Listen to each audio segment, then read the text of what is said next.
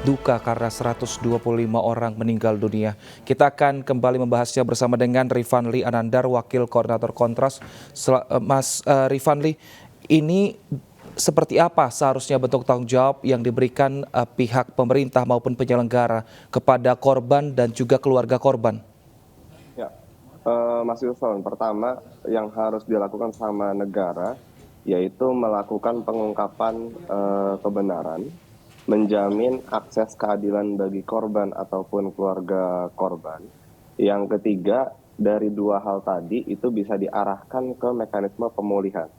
Nah, mekanisme pemulihan ini itu terdapat beberapa macam. Dia bisa bentuknya material, bisa juga bentuknya imaterial. Nah, tujuan dari model pemulihan ini, negara harus bisa sebisa mungkin mengembalikan situasi korban ataupun keluarga korban yang ditinggalkan seolah itu belum terjadi peristiwanya atau dia sebelum menjadi korban. Sebisa mungkin itu harus diarahkan ke sana karena perihal nyawa dia tidak bisa kembali lagi. Untuk itu, model pemulihannya harus diarahkan kepada situasi di mana peristiwa tersebut belum terjadi. Nah, dari tiga hal tadi, yang pertama itu pengungkapan kebenaran, akses terhadap keadilan, terus pemulihan, sampai nanti ada jaminan untuk ketidakberulangan. Nah, jaminan ketidakberulangan adalah tahapan-tahapan panjang yang itu hanya bisa tercapai ketika tiga hal sebelumnya itu juga dilakukan dengan benar, gitu, menggunakan prosedur-prosedur tertentu, berpihak kepada korban, tidak terpengaruh atau independen proses pengungkapan kebenaran, pencarian keadilannya, dan pemulihannya itu juga transparan dan akuntabel. Baru nanti di ujung negara harus kembali memastikan bahwa tidak ada lagi peristiwa seperti ini di kemudian hari. Tidak ada lagi bahwa ada penggunaan penembakan gas air mata di dalam stadion, terus memerhatikan mekanisme keamanan di dalam stadion dan seterusnya. Artinya jaminan tidak keberulangan peristiwa itu harus ada. Untuk pengungkapan kebenaran ini, haruskah pihak kepolisian menyatakan ada tersangka dalam kasus ini dengan menjelaskan kronologi atau seperti apa yang diinginkan? Cukupkah mungkin dengan menjelaskan kronologi kejadian juga, Mas Rifanli? Pengungkapan kebenaran itu akan mengarah ke sana, gitu. Kalau saya bilang berarti saya mengungkapkan hari ini dan itu terlalu dini. Tapi kalau misalkan apakah ada yang mesti harus bertanggung jawab, itu saya sepakat. Dalam peristiwa yang mengakibatkan seratusan lebih orang tewas, itu jelas harus ada yang bertanggung jawab, gitu. Pertama yang harus dicek penyelenggara, terus juga ada operatornya, terus juga lembaga yang menaunginya selama ini. Nah, itu harus dicek sampai dengan siapa yang melakukan penembakan gas air mata ke arah tribun, ke arah penonton, Baik. membuat situasinya menjadi sedemikian panik dan lain-lain. Itu yang harus dicek dalam konteks pengungkapan kebenaran.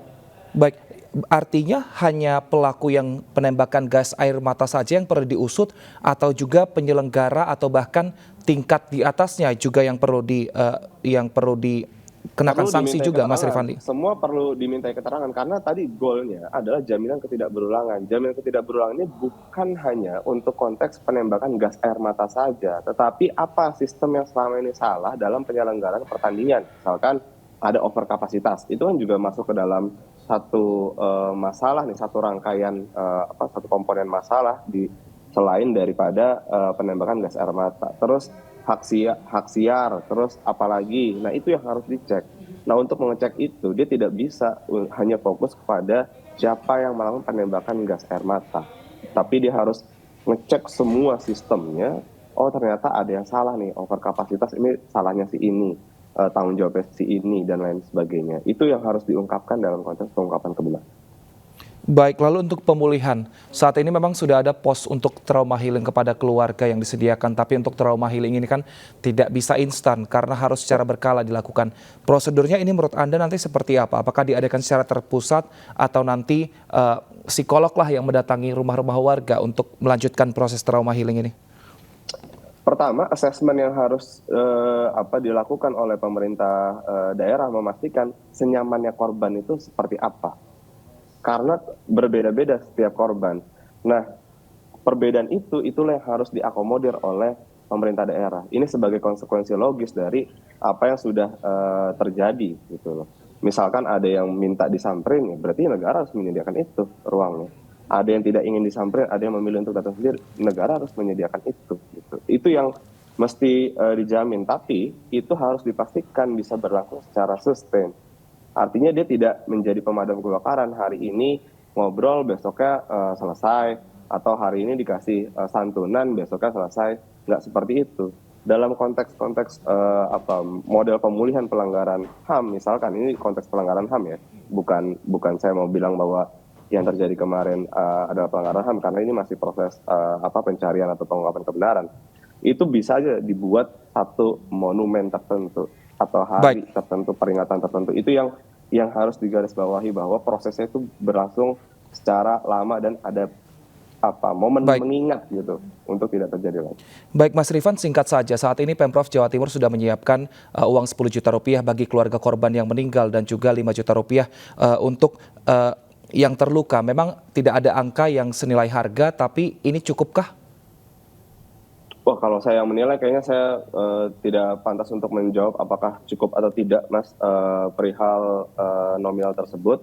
Tetapi saya mau bilang bahwa angka berapapun itu, negara harus memastikan keberlangsungan keluarga korban dan korban itu sebagaimana peristiwa ini belum terjadi. Baik. Jadi harus diukurnya melalui situ. Ketika peristiwa ini belum terjadi, apa kemungkinan-kemungkinan yang bisa hadir gitu? Apa tumbuhnya bisa maksimal dan lain sebagainya, itu yang harus diakomodir oleh negara sampai kapan. Baik, terima kasih Mas Rifanli. Ya. Terima kasih Mas Rifanli Anandar. Kita harapkan semoga pihak yang terlibat ini bisa bertanggung jawab dan kejadian ini tidak terulang kembali.